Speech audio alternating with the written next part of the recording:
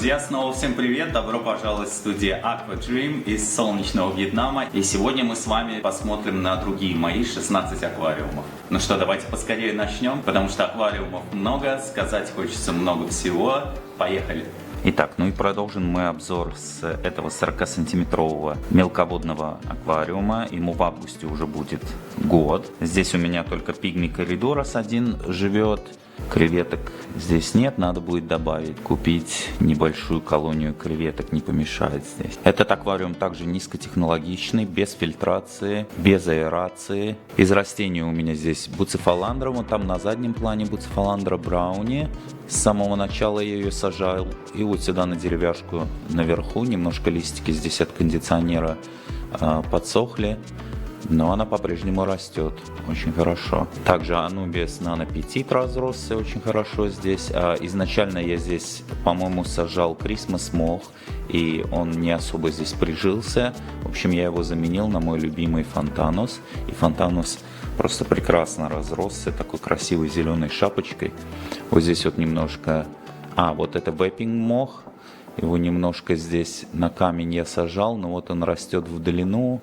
Надо было бы его подрезать, поэтому он разросся таким длинным.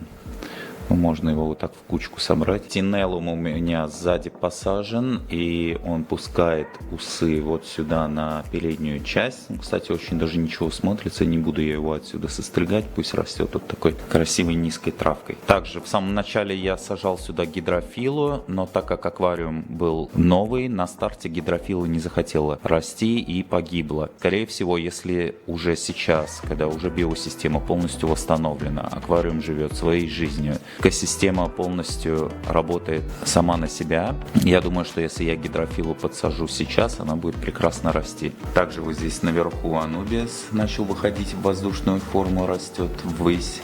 Вот здесь вот в самом начале я сажал Болбитис деформис. Болбитис деформис также плохо рос в самом начале, на старте аквариума, из-за того, что параметры воды были нестабильными. Но сейчас он стал пускать новые листики, растет в воздушной форме, выглядит красиво. Сейчас я приближу вот его новые зеленые листики. Так что, опять же, это растение на старте нового аквариума, возможно, не будет расти, но потом оно акклиматизируется, когда биосистема восстановится, оно начинает расти. Но растет оно вот у меня хорошо в воздушной форме. Вот здесь я подсаживал гемиантус перлуит. Вот его листики выходят в воздушную форму тоже. Я его давно не подрезал. Вот в этой части у меня также Болбитис деформис. Вот он красивый, с новыми листиками растет. Вот она буцефаландра в воздушной форме. Немножко листики подсохли. Сейчас в летнее время я использую кондиционер в студии. Также анубис нанопетит. Выглядел зеленым, красивым, но опять же из-за кондиционера на вот этой части дерева вода сильно высыхает быстро. И он немножко подсох, но он восстановится осенью и в зимнее время. Здесь у меня немножко мха также растет на дереве. Нравится мне, когда мох растет на дереве в воздушной форме, в полуводной форме. Сзади у меня там заросли гемиантуса перлуит, также тинеллум там везде сзади растет и немножко криптокарийный парват. Также недавно я из остатки папоротника вот сюда посадил на дерево. Он себя прекрасно чувствует, потому что аквариум уже годовалый. Здесь биосистема полностью восстановлена, поэтому с ним никаких проблем.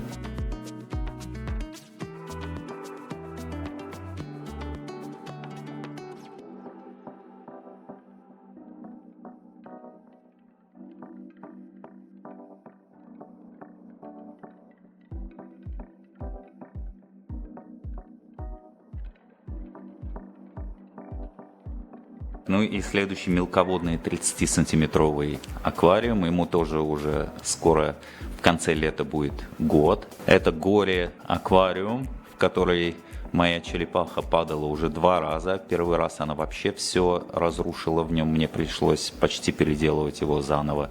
Второй раз, когда она упала, я вообще в это не мог поверить, что это опять случилось. Но, слава богу, второй раз она не успела разрушить так сильно все, как в первый раз, поэтому все равно пришлось поработать, чтобы восстановить, заново растение посадить. Ну, в общем, вот так вот. Так что сейчас черепашечий аквариум полностью защищен от побега черепахи, поэтому теперь я уверен, что с этим аквариумом ничего не случится. Вот также здесь у меня один пигми коридорос живет, вон он сидит на камушке. Здесь также очень красивая черри-креветка у меня жила, очень красивая, очень ярко-красная. Мне кажется, на ее цвет такой яркий красный повлиял свет, который я здесь использую. Этот аквариум также без фильтрации, низкотехнологичный, всего лишь 30 сантиметров в длину. Поэтому фильтр здесь не нужен, объем очень маленький. Нужно будет приобрести небольшую колонию креветок сюда, потому что стала образовываться водоросль на камушках. И было бы хорошо, чтобы креветки поработали и почистили его. На задней части у меня здесь гемиантус Монте-Карло. Кстати, неплохо себя чувствует здесь. Потихонечку растет. Также в самом начале я сажал hairgrass, но все же hairgrass нужна дополнительная подача СО2. Поначалу он растет хорошо, потом он начинает увядать, поэтому hairgrass я практически весь убрал и заменил его на лилиопсис. Вот он у меня там лилиопсис на всей задней части вместе с Монте-Карло, и вот здесь вот на передней части он также растет. Здесь заросли мха фонтануса моего любимого. И вот здесь вот красиво буцика кустиком маленьким растет. Такая буцика нано. Очень маленькая, очень прикольная. Недавно делал стрижку. Вот здесь у меня на всей задней части растет вот этот бамбук, мурдания кейсак. Очень хорошее растение. Растет в любых условиях. Прекрасно подойдет для низкотехнологичного аквариума. Очень помогает на старте нового аквариума из-за своего быстрого роста. Вырастает очень высоко. Вырос у меня примерно на 30, наверное, сантиметров. Поэтому недавно я его постриг и обрезки подсадил вот сюда везде вокруг, чтобы красиво смотрелось. Также вон там у меня шапочка из Болбитиса деформиса. Опять же из-за кондиционера. Кондиционер как раз прямо дует в эту сторону. Сейчас в летнее время вот кончики листиков стали подсыхать. Уровень воды иногда сильно снижается. Когда я не в студии, он начинает немножко подсыхать. Но ничего страшного. Он потом восстановится не в летнее время. И все будет в порядке.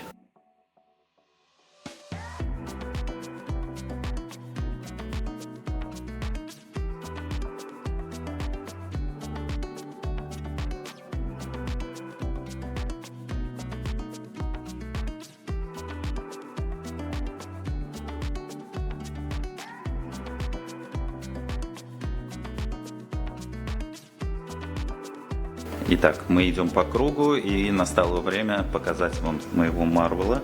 Марвел, иди сюда, покажи, какой ты большой уже стал. Ну-ка, давай скажем привет всем. Привет, привет. Привет, Марвел.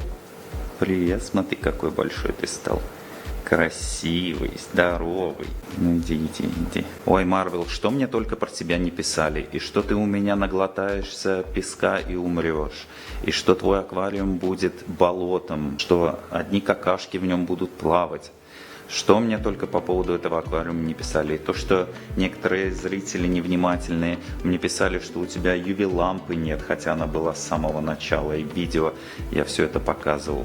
Марвел, а теперь скажи всем зрителям, что ты у меня уже большой, здоровый, ничего ты не наглотался, и водичка у тебя вон какая чистая в аквариуме, и все у тебя хорошо. Единственное, что он начал расти, и по мере того, как он увеличился в размерах, он начал перебираться через заднюю стенку и, соответственно, сваливаться в мои аквариумы. Поэтому, видите, я уже из камней налепил высокую стенку, растения все пересадил назад. Здесь у меня эхинодорус растет. Также у меня из комнатных растений в студии много спатифилума, поэтому я деток пересаживал вот сюда, на заднюю стенку, чтобы он также, так как он быстро растет, он очень хорошо помогает в фильтрации воды. Вон он как разросся уже зеленой стенкой. Также я сюда подсаживал мурдания кисак из других аквариумов после подрезки. В принципе все, только эхинодорус, спатифилум и мурдания кисак у меня здесь. Вот такая зеленая стенка образуется. Вообще Марвелу уже пора в природу, во взрослую жизнь. Он уже совсем вырос. Я хотел его этим летом отвезти в заповедник, найти там большое, красивое, безопасное озеро и выпустить его в свободное плавание. Но так как лето в этом году выдалось настолько жарким, что, честно говоря, пока я ехать так далеко от города не хочу. Поэтому, Марвел, пока ты еще остаешься со мной, но я все же найду тебе безопасное место для твоей взрослой жизни. Да, Марвел? Ну все, говори пока-пока. Итак, ну и следующий мой шарик 35 на 35 сантиметров, ему уже чуть больше года, буцефаландровский скейп. Здесь у меня живут две рози тетры, вон они на заднем плане плавают. И также две гигантские амана креветки, надеюсь вы их увидите, может быть одна из них будет проплывать сейчас спереди. Они просто огромного размера. В самом начале, на старте этого аквариума, биобаланс в нем восстанавливался гораздо дольше, чем в других аквариумах. А все это связано с тем, что я здесь использовал очень большой кусок дерева, который портил воду. Соответственно, из-за того, что я использовал здесь много буцефаландры, а буцефаландра любит чистую воду, а буцефаландра плохела, часть ее погибла. Поэтому мне нужно было дождаться, когда полностью биобаланс восстановится. И сейчас она чувствует себя прекрасно. Также у меня здесь анубис нанопетит. Вот там везде буцефаландра. Также тинеллум здесь на всей передней части и сзади. Вот сюда мурдания кисак я подсаживал из другого аквариума, но он здесь как-то не очень хорошо растет. И вообще мне не нравится, как он здесь выглядит. Я его вытащу обратно. Также у меня были остатки мха фонтануса, и я его подсадил сюда. Первый раз я подсадил фонтанусу сюда маленький пучок, он очень красиво зеленой шапочкой разросся. Мне так понравилось, что из последнего своего проекта у меня также оставалось немножко этого мха. Правда, этот мох был не очень хорошего качества, уже был коричневого цвета, но я его подсадил, и он уже начал зеленеть. Так что будем ждать, когда он разрастется красивой шапочкой, и вся поверхность этого большого дерева будет в мхе. Также буцики немножко у меня вот здесь наверху. Вот сюда я сажал буцику в самом начале. Здесь она расти не хочет. А может быть, не тот тип буцефаландры я выбираю. Все-таки не вся буцефаландра любит стоячую воду. А в этом аквариуме, так как я использовал разные виды буцефаландры, я все-таки добавил аэрацию в этом аквариуме. Вот там вот у меня пузырики уходят и создают немножко движение воды, так как буцефаландра все-таки любит небольшое движение воды. Но не все виды буцефаландры. Некоторые виды буцефаландры у меня в стоячей воде прекрасно растут, и им поток воды совершенно не нужен. Но вот здесь все-таки я заметил разницу. Лучше стало себя чувствовать буцефаландра после того, как начали пузырики создавать небольшое движение воды. Итак, ну и следующий шарик, тоже 35 на 35 сантиметров, Bonsai Scape. Ссылку на видео сейчас тоже увидите на экране. Переходите, смотрите, кто еще не смотрел. Здесь у меня живут две радужные рыбки и также пиноккио креветки. Также здесь был сиамский водорослиет, но он однажды выпрыгнул каким-то образом из этого аквариума и свалился у меня под этим аквариумом в мой аквариум-полюдариум. И теперь он живет там, а не здесь. И также несколько пиноккио креветок также выскакивали и попадали в этот аквариум-полюдариум, чем он спас их от гибели. Поэтому все живы, все здоровы.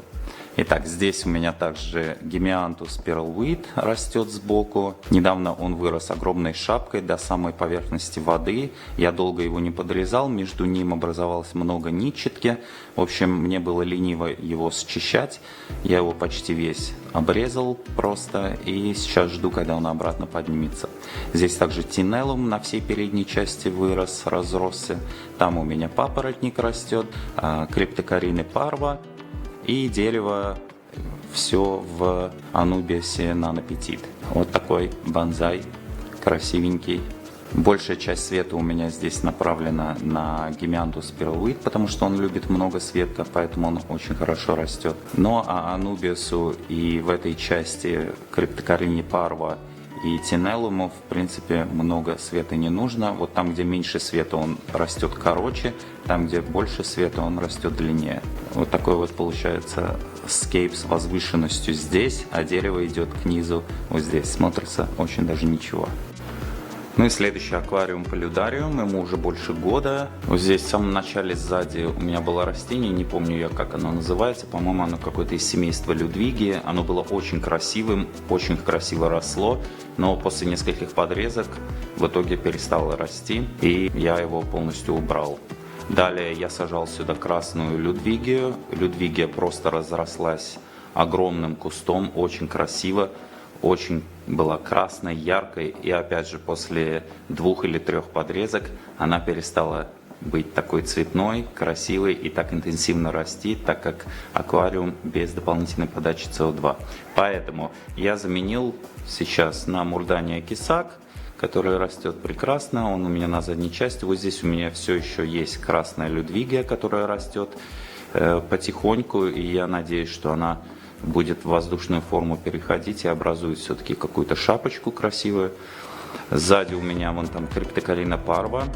Из-за того, что этот аквариум мелководный, ее листики, соответственно, уменьшились в размерах и стали ниже.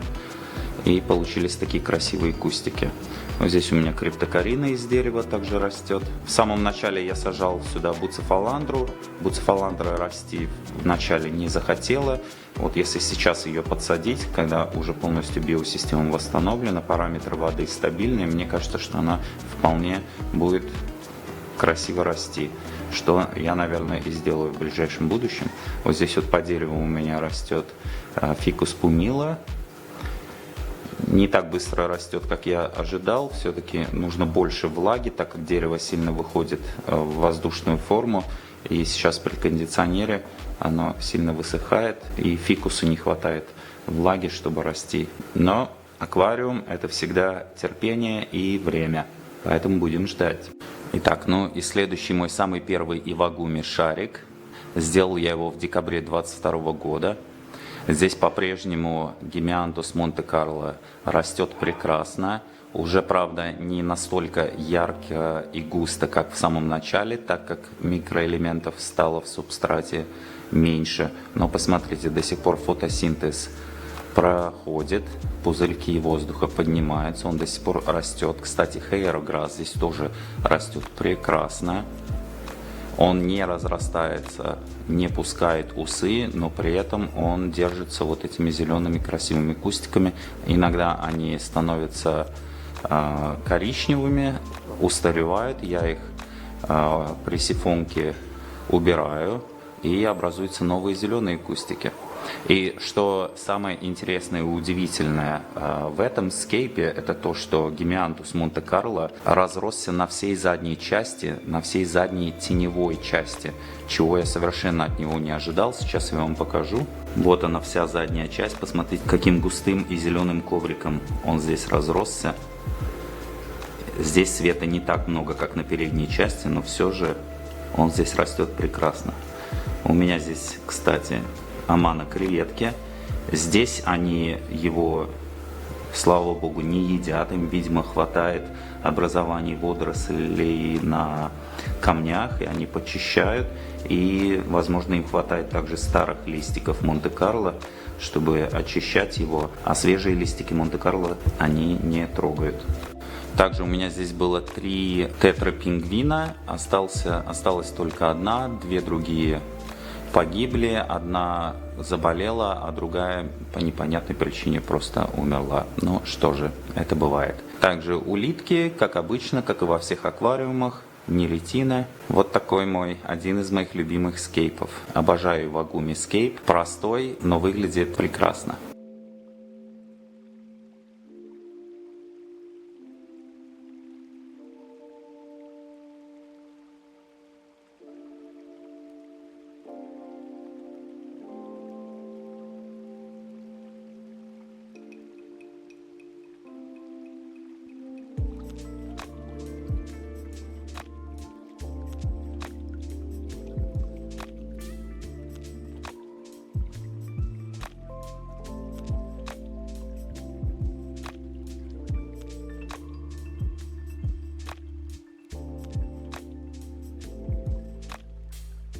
Итак, ну а это один из недавних моих шариков. Мама и сын проект.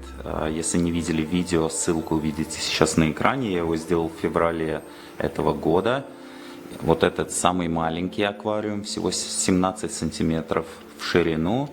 И из-за своих маленьких размеров, как правило, здесь долго есть небольшие проблемы с водорослями. Если видите, таким зеленым мелким пушком покрылся hair grass, но при этом эта водоросль его не убивает. И несмотря на свои мизерные размеры этого аквариума, посмотрите, у меня здесь целая огромная колония желтых креветок. Они расплодились у меня просто в огромном количестве. Посмотрите, это просто целый рой красивых, милых желтых креветок. Поэтому я думаю, что скоро места им будет совсем здесь мало, и нужно будет пересаживать их в другой аквариум, но пока им здесь нравится, параметры воды, видимо, способствуют креветкорождению. У меня есть корм для креветок, и я периодически бросаю им корм, чтобы они его ели, потому что здесь их просто огромное количество, но у меня не всегда есть время их покормить. Монте-Карло здесь все еще растет, но они его подъедают, то есть листики у него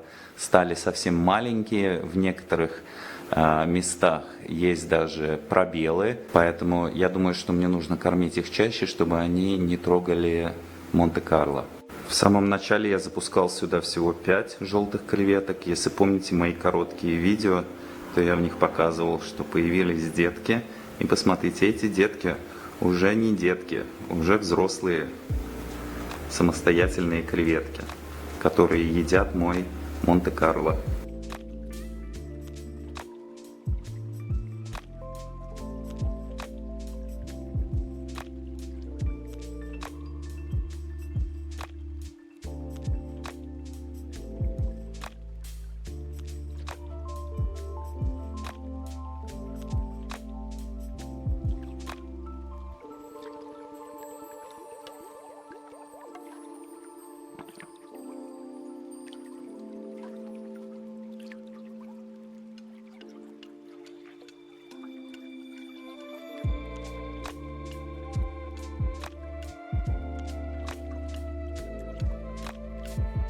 Так, специально начал с крупного вида, вот это другой Ивагуми проект, тот, вместе с которым я делал предыдущий маленький Ивагуми под названием «Мама». Вот посмотрите, специально сделал крупный план, чтобы вот эту креветку красиво было видно на камне. Ну что, здесь у меня по-прежнему только черри-креветки, детеныши они здесь мне не делают, поэтому гимиантус Монте-Карло у меня здесь в порядке.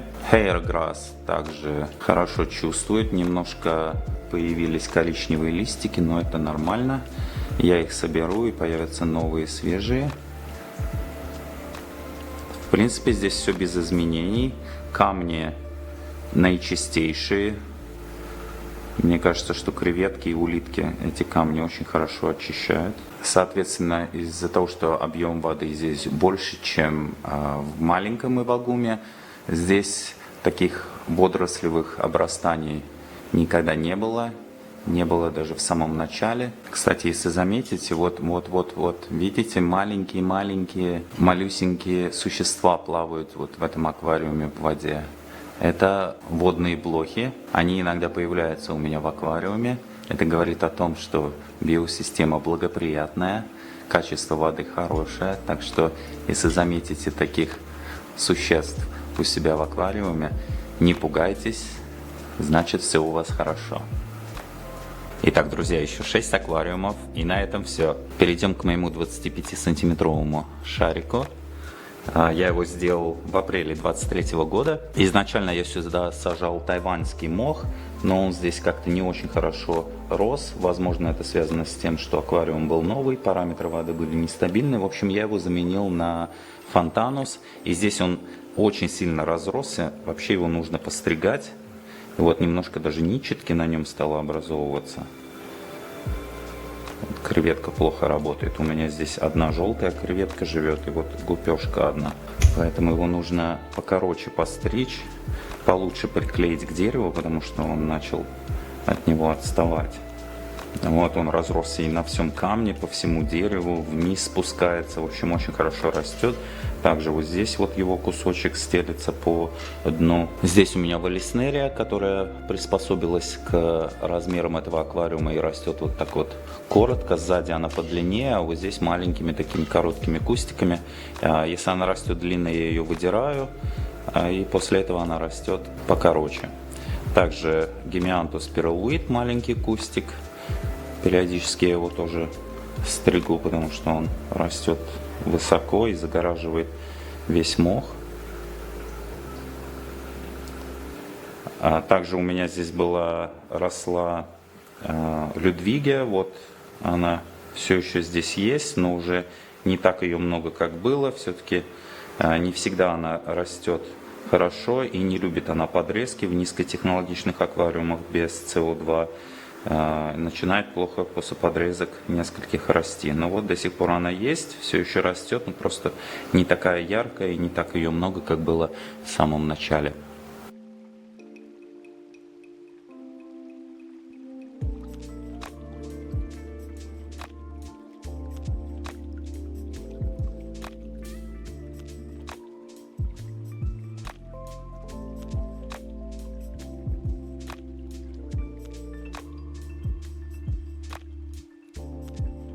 Ну и следующий мой 30-сантиметровый кубик. Сделал я его в апреле 23 года, то есть ему уже больше года.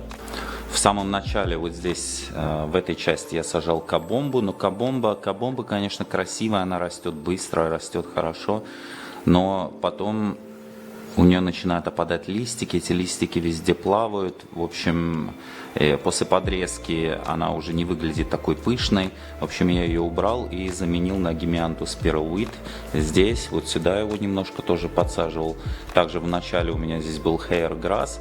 Hairgrass поначалу рос хорошо, но потом перестал расти. И что странно, то что hairgrass у меня хорошо растет в круглых аквариумах без фильтра, а вот в аквариумах с фильтром он у меня почему-то не растет. С чем это связано, пока точно ответить не могу. Также у меня здесь Анубис нанопетит, буцефаландра. Вот здесь вот остатки папоротника с других проектов я на дерево сажал. Также подсадил мха фонтануса на дерево и подсадил 2 кусочка новой буцефаландры, и она очень красивая, очень хорошо сейчас растет, очень яркая, чувствует себя просто прекрасно. Все из-за того, что аквариуму этому уже год, биобаланс здесь восстановлен, параметры воды стабильные, есть поток воды, и она выглядит просто изумительно. Вон, посмотрите. Также у меня буцефаландра длиннолистная вон там, и вот там внутри дерева, не знаю, увидите вы или нет, там также у меня буцефаландра растет. Вот она немножко вылезает с этого боку. Здесь у меня живет коридорос и 2 амано-креветки, которые, кстати, подъедают мой гемиантус пирулит, но сейчас все спрятались, никого не видно.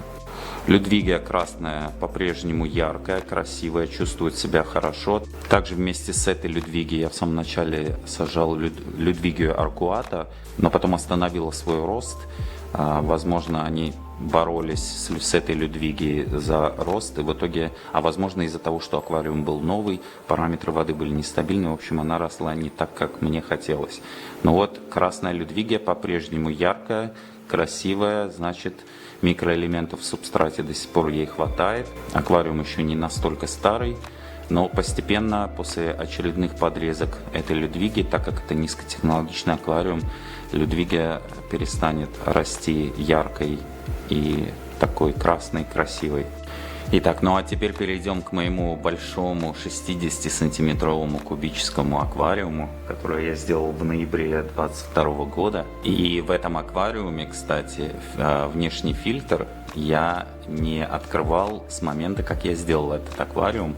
Я хотел в этом видео его вскрыть и показать вам, что там внутри происходит после столько времени. Но видео так получается слишком долгим, поэтому в следующий раз, в следующем проекте я обязательно сделаю видео и посмотрим, почистим, посмотрим, что там скопилось за все это время. Здесь у меня медные тетры и красные барбусы. Также я сюда подсаживал радужных рыбок, но радужные рыбки, по всей видимости, не смогли жить с красными барбусами, и либо они повыпрыгивали, либо они просто пропали, исчезли, я даже их трупиков не видел, поэтому по-прежнему только медные тетры и красные барбусы здесь живут.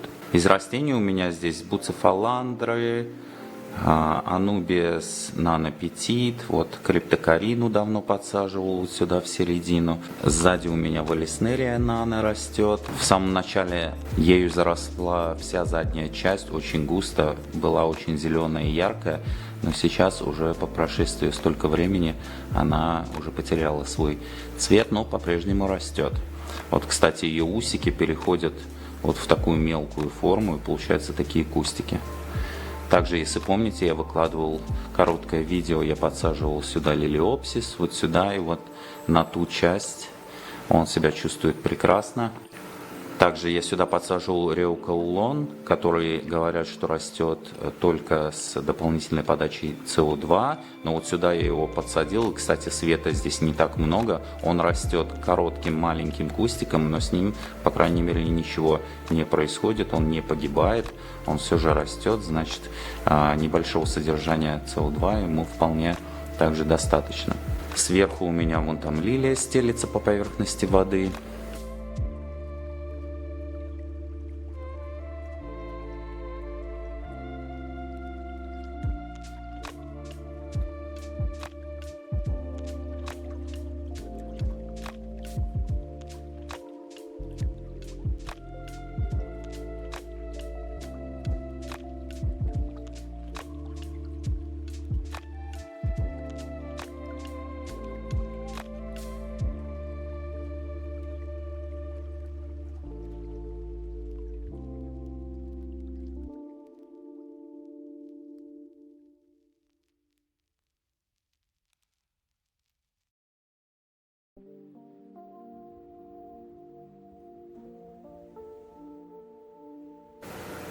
Итак, ну а теперь перейдем к моему самому большому шарику. Я его сделал в сентябре 2022 года. Здесь, в принципе, все хорошо, но он уже прям совсем старенький. Растения уже растут не так активно, как в самом начале. Здесь у меня и кабомба, вот кабомба хорошо выглядит. Буцефаландра, не сказать, что она в идеальном состоянии, в идеальной форме, но по-прежнему растет, новые листики появляются. Зеленая людвигия у меня здесь также. На заднем плане, в самом начале, когда я сделал этот аквариум, у меня росла красная людвигия и росла очень хорошо, была сочная, красная, такие красивые кусты были. Тем самым для этого скейпа создавала вот этот красный оттенок, очень красивый. Но со временем, где-то через год-полтора, она начала после многочисленных подрезок терять свои свойства и уже была не такая красная. Я пробовал сажать новую людвигию, и опять же из-за того, что аквариум этот без дополнительной подачи СО2, она уже не восстанавливала свой рост так, как это было в самом начале. Все-таки в самом начале, на старте нового аквариума, первый год-полтора, содержание природного углекислого газа и также всех микроэлементов в субстрате большое количество, поэтому растения растут очень хорошо. Но вот сейчас людвигия красная уже так расти хорошо не хочет. Я ее опять на заднем плане подрезал, обрезки более-менее красивые подсадил заново. И вот жду, если вдруг она все-таки передумает и начнет расти заново. Но посмотрим. Если не будет, то я все-таки подсажу вот эту зеленую людвигию. Она очень красиво смотрится. Вот ее также на задний план подсажу большим кустиком. Также тинеллум подсаживал вот здесь на передней части. Он хорошо разрастается, здесь пускает усы по всей окружности аквариума. В этот аквариум я также добавил аэрацию маленькую. Все из-за того, что растения растут уже не так активно, соответственно, не так активно выделяют кислород. И вот мои красноносые тетры, мне показалось, что им не хватает кислорода. Когда я прихожу, свет включается в аквариуме, мне кажется, что они ведут себя, как будто они задыхаются. Поэтому, чтобы избежать их гибели, я добавил аэрации, и сейчас они чувствуют себя прекрасно.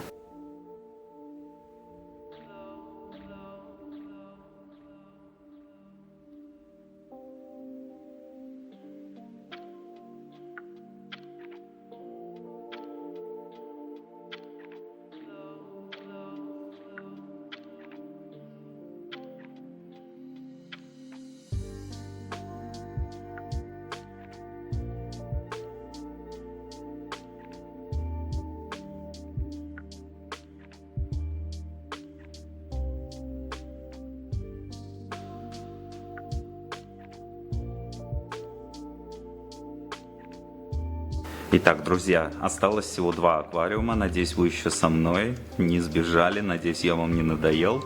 Итак, следующий аквариум — это мой мелководный аквариум, который я сделал в феврале этого года, как вы помните. Итак, что здесь из изменений? Вот помните, тонкие такие веточки вот здесь вот были по всей длине аквариума, они вот так вот выходили. В итоге со временем они растворились в воде, опали. И, в общем, сейчас дерево выглядит уже не так красиво, как в самом начале. Но буду знать, видимо, с потоком воды веточки эти растворяются постепенно и опадают тонкие. Потому что я такие же веточки использовал в следующем круглом аквариуме, который я вам покажу. И мне кажется, что в стоячей неподвижной воде с ними не будет ничего происходить, и они также будут оставаться полноценным хардскейпом. Итак, здесь в принципе все хорошо. Буцефаландра у меня там пустила много новых листиков, все очень хорошо. Здесь с анубиасом также все хорошо. Вот криптокарина парва, у нее в самом начале опадали листики, и она превратилась в коротенький красивый кустик. Вот сейчас покажу.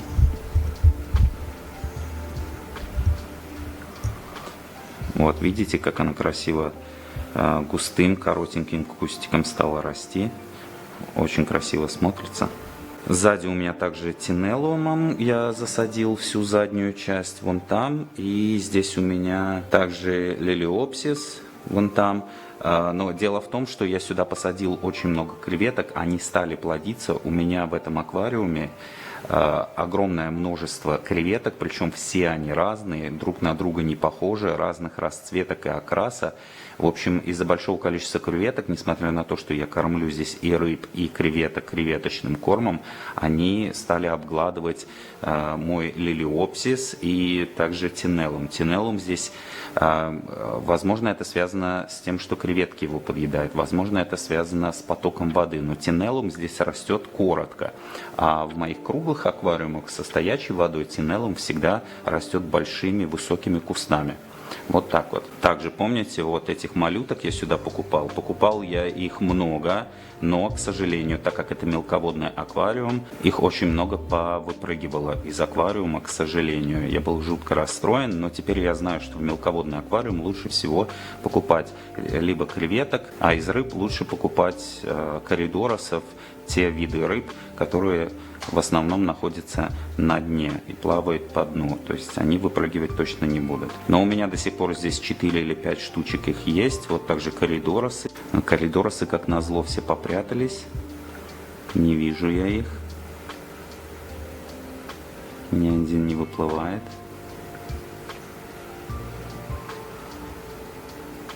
Так, а сейчас я попробую вам снять и показать разные виды креветок, которые у меня здесь понаплодились. Также у меня здесь есть несколько омано-креветок, которые тоже очень помогают здесь в чистке.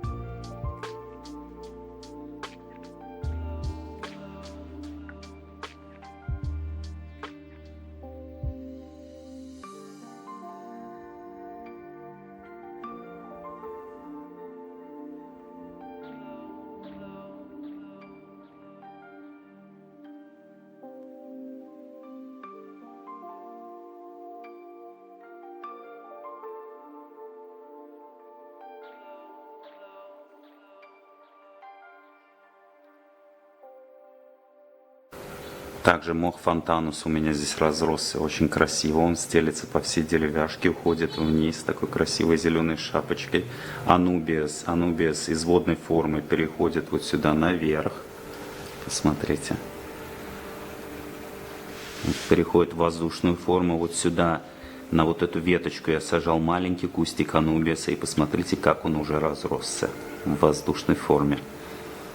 Смотрится изумительно.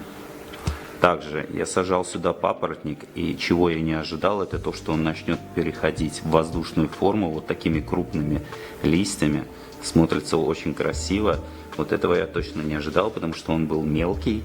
И я думал, что он будет оставаться в воде. Видимо, места ему там не хватает, поэтому он стал уходить наверх. Также мурдания кейсак. Недавно я его постригал. Теперь у меня вот такая большая зеленая шапочка здесь из мурдания кейсака. Вот сюда, если помните, в самом начале я посадил такую пальму. Не стала она расти, то ли из-за того, что она была в борьбе с мурдания кейсак за пространство и погибла, либо просто ей не подошел субстрат этого аквариума. В общем, она росла, и в один день она просто засохла и погибла.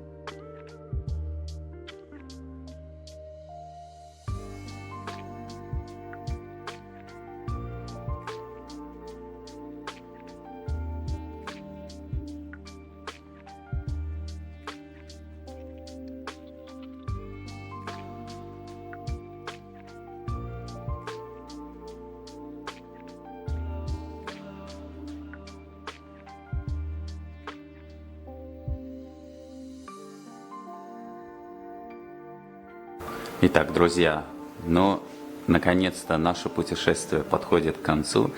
И последний мой недавний шарик, который я сделал в апреле этого года. Вот здесь у меня живут 3 разборы хенгеля, наслаждаются своим новым домом. Вот здесь смотрите, как тинеллум в сравнении с предыдущим мелководным аквариумом, какими длинными, большими, яркими зелеными кустами он здесь разросся. Также у меня, как помните, анубиас здесь, там криптокаринка у меня, мох фонтанус очень хорошо разросся. Примерно на 3-й неделе начала образовываться тонкая бурая водоросль на нем, но постепенно она ушла после очередной подмены воды. Постепенно она стала уходить. Сзади там мурдания кейсак. Мурдания кейсак, когда полностью погружен в воде, он не растет наружу, как в моих мелководных аквариумах. Вот немножко он увеличился в росте, но он не уходит наружу, то есть он остается в воде, и он по-прежнему зеленый, с ним ничего не происходит, все хорошо. Тинеллум периодически пускает усы вперед, я их убираю обратно назад, чтобы они росли там, не хочу переднюю часть, чтобы зарастало им. Если помните, в передней части вот здесь вот я подсаживал Монте-Карло в самом начале, но так как биосистема была нестабильна, параметры воды были нестабильными, он здесь погиб, он не стал здесь расти, поэтому я его быстренько извлек, чтобы он весь не сгнил и не испортил сильно воду. Я думаю, что сейчас, когда уже биосистема восстановлена, старт прошел, если я его подсажу сейчас, то он, мне кажется, вполне будет расти. Но будут остатки, подсажу, не будут. В принципе, и без него скейп смотрится очень красиво. Вот они, эти тонкие веточки, пока с ними ничего не происходит, надеюсь, они так и останутся.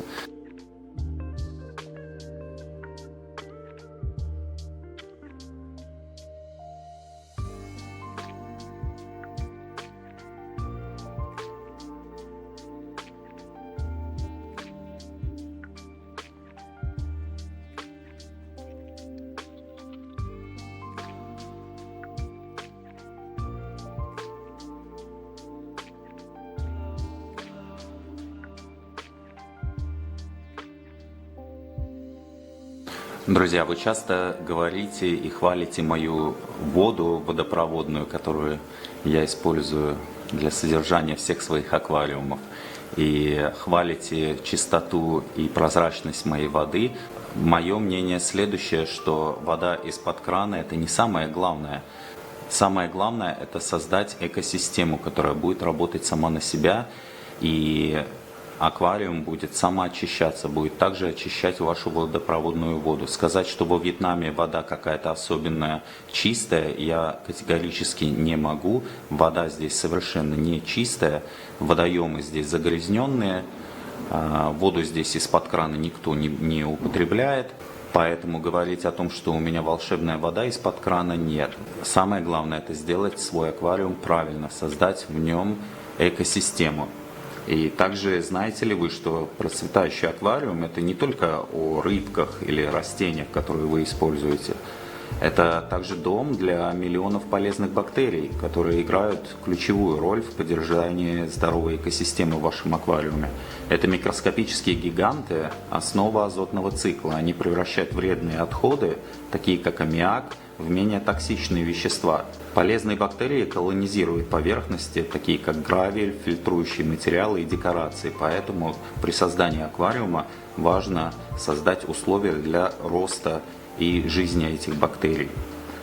Поэтому для первого слоя обязательно нужно использовать либо лава-камень, либо речную морскую гальку, либо также я помню, что я использовал обычный керамзит. И также все очень хорошо работало. Эти бактерии неустанно работают над разложением рыбных отходов, остатков пищи и растительных остатков, сохраняя вашу воду чистой и прозрачной, и ваших водных друзей счастливыми.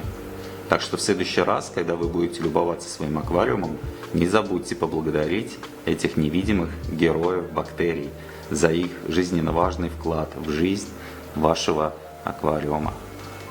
Итак, друзья, посмотрите, сколько пространства нового у меня теперь появилось. Если помните, я вам говорил, что раньше у меня здесь были полки под растительные террариумы. Растительные террариумы я уже не делаю, я фокусируюсь на аквариумы. Я решил сэкономить бюджет и переделать полки, которые у меня были, под столы для аквариумов.